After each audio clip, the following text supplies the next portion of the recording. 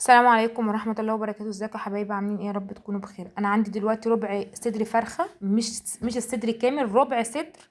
مسكته فرمته في الكبة او في مطحنة الخلاط لو ما عندكيش كبة. وعندي بصلتين كبار مسكتهم بردك فرمتهم متوسطين كده، فرمتهم وعصرتهم من المية. وبردك قرنين فلفل رومي مع واحد حار السبايسي براحتكم خالص، احمر على اخضر بردك ضربته في الكبة وعصرته خالص. وحطيت 4 معالق بقسماط ناعم، وحطيت نص ربطة بقدونس. تمام. وبعد كده حطيت ربع بابريكا وفلفل اسود وبصل بودر، توم بودر، والملح حسب الرغبة. ماشي. وبعد كده همسكهم بقى ايه جامد بايدي كده، اعجن فيهم بايدي لغاية ما كل المكونات دي تختلط في بعضها جامد. تمام. وتتسمخ خالص وتشرب من التتبيله ومن البصل ومن الخضره والبقسماط وكل حاجه. ماشي. وبعد كده همسكها بقى اصبعها معاكم وهوريكم هنصبعها ازاي. انا هنا خلاص عجنتها زي ما انتوا شفتوا كده.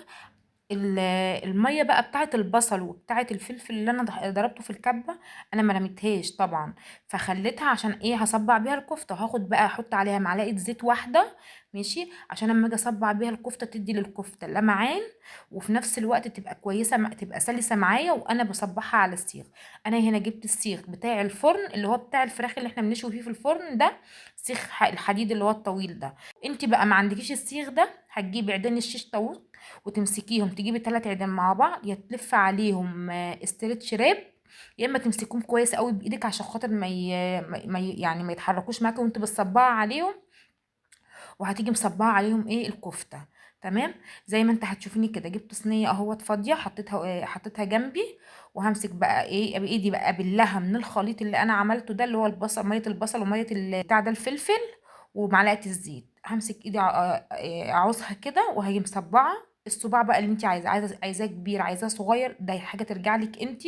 انا هعملها زي ما انتوا شايفين كده بالطريقه دي. الصباع لا هو كبير قوي ولا هو صغير قوي، بحيث لما تيجي تسويه ما يكش، لا هيكش حاجات بسيطة قوي، فيبقى برضك معقول ويشرف كده قدام ضيوفك وقدام اي حد من اهل بيتك.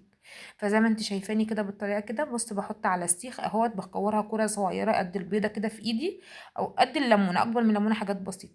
وبمسكها بقى، مش في كل مرة بحط ايدي في الخليط ده، لا، يعني هي مرة يعني اول ما بحس ان هو بتلزق كده، باجي دهنة ايدي تاني. بس هصبحها بقى كلها بالطريقة دي، وهوريها لكم اما اخلصها كلها. هنا خلاص كده صبعتها زي ما انتوا شايفين بالطريقة ديت اهيت. تعالوا بقى نروح على البوتاجاز ونشوف هنقليها ازاي وهنحمرها ازاي. بصوا بقى هنا انا جبت صينية، حطيت فيها زيت زي ما انتوا شايفين كده، ما تكتريش الزيت، يعني قيمة كوباية. همسكها بقى احمرها بالطريقة دي ونشوفها بعد التحمير ونقدم معاها ايه. بصوا بقى انا كده حمرتها وخلصتها اهيت. عايزه اقول لكم جميله والله، ريحتها جميله.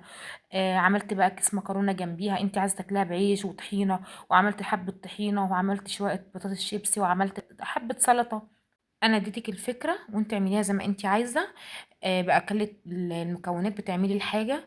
ما تنسينيش في اللايك والشير واشتراك في القناه وتفعيل الجرس، واعملوا لي شير كتير. سبتكم في رعايه الله. السلام عليكم ورحمه الله وبركاته.